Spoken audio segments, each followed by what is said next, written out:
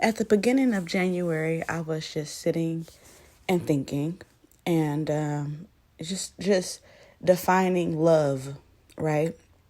And so that led me to First Corinthians chapter 13, just reading up what God says love is. And it has taken me 2 months till March for me to actually start adapting. So after reading it, I said I want to start adapting this practice when I'm communicating and having conversations with people that I love and care about. And I genuinely love everybody that I'm surrounded with, right? Everybody that I come into contact with, I genuinely love them. That's why I add the in real life part at the end.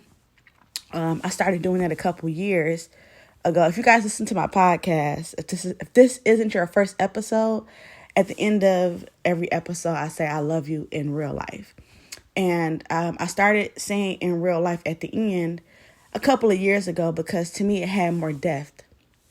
People just use the word and throw it around, and it has no weight. It's just I love you. It doesn't have any weight or depth to it. So I say in real life because I want you to feel it. I want you to feel when I say I love you, oh no, I really know that she genuinely loves me. And so back to early January, I said I wanted to adapt a practice when I'm communicating with people. So what I said was, and I encourage you all to try to maybe use it as a tool as well. Using 1 Corinthians chapter 13, verses 4-6 in question form. Before you start engaging, right? Before you start that conversation, before you send that text message, before you send that email, before you have that meeting, using this. So here's an example. Are your actions showing patience? Are you being kind? Is what you're about to say showing that you're envious in any way? Is your behavior improper? Are you being selfish? Are you being provoked? Are you keeping a record of wrongdoings? And are you finding joy in being unrighteous? By asking these questions to yourself first before you start the conversation, being honest with yourself when you're asking yourself, okay, wait, hold on. Am I being patient when I'm about to send this message? Am I being kind when I'm about to send this message? Is my feelings showing envy in any way? Just asking yourself these questions. And if you find peace within yourself, when you answer the questions honestly, then proceed with the conversation. If you're at peace with yourself, with your response to the answer, then proceed with the conversation. Because we don't take responsibility for the energy, not enough. We're not mindful enough of taking responsibility for the energy that we allow into spaces. And we people start cutting up in certain conversations, instead of just being more vocal, because at the end of it all, we all just want to be heard. We want to feel valued. Even if it's a confrontational conversation, we're saying what we're saying. We want you to, when people start yelling and cursing and stuff, we want to be heard. We want to be seen. And you really can't get anywhere when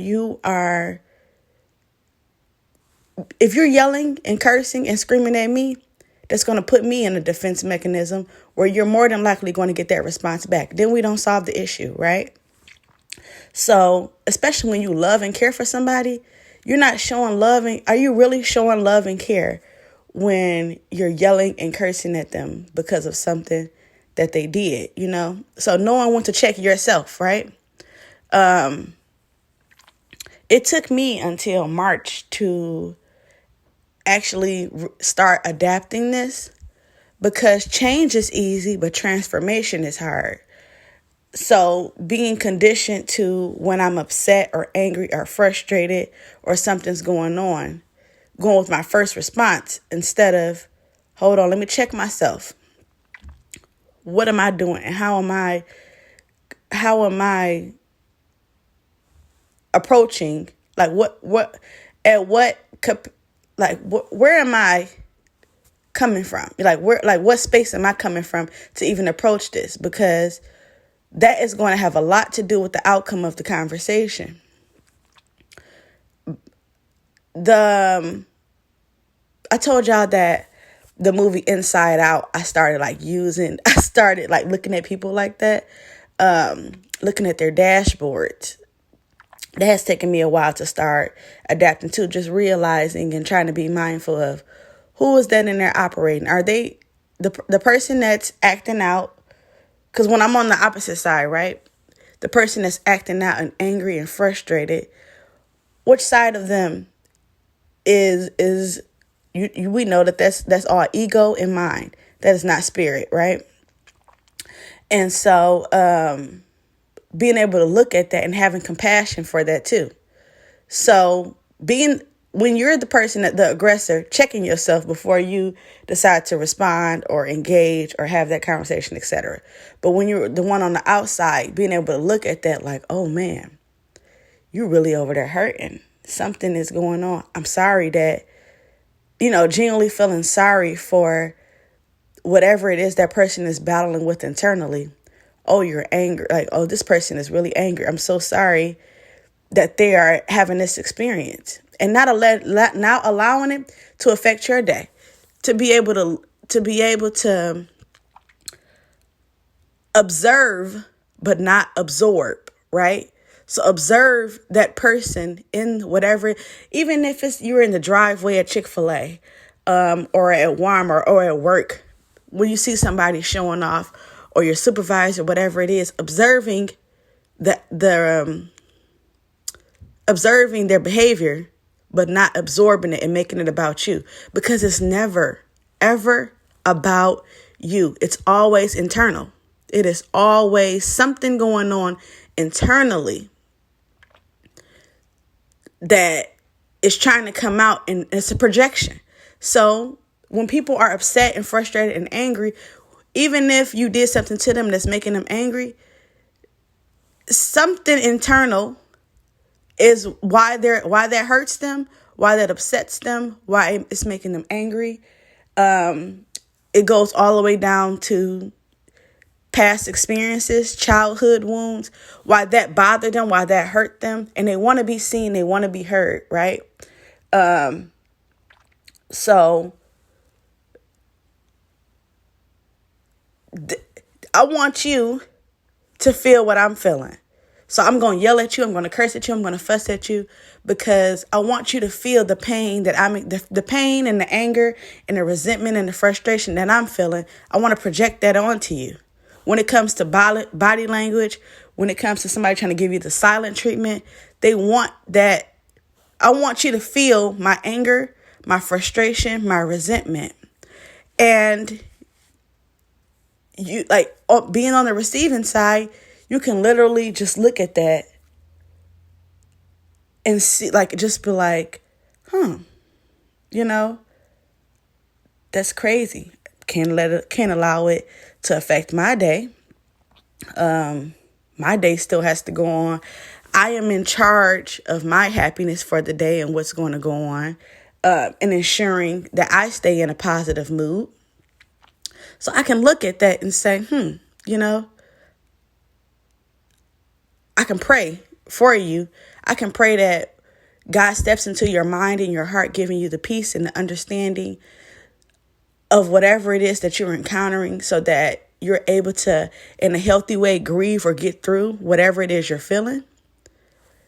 And I was listening to a speech by Xenia Glass lately. You, like, knowing that you have the choice. When you see somebody dancing on the dance floor, you have the option to get up and dance with them. You ain't got to get up.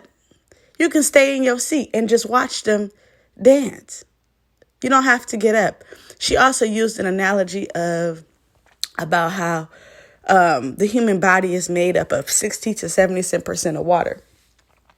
And so she started looking at that like, you going to let a bag of water, you going to let a bag of water ruin your day to change how you feel? You woke up in a good mood and somebody over here with an attitude about something. You about to let a bag of water like have an impact on whether or not the rest of your day goes well, or to even for a second take you off of course to be angry or upset as well.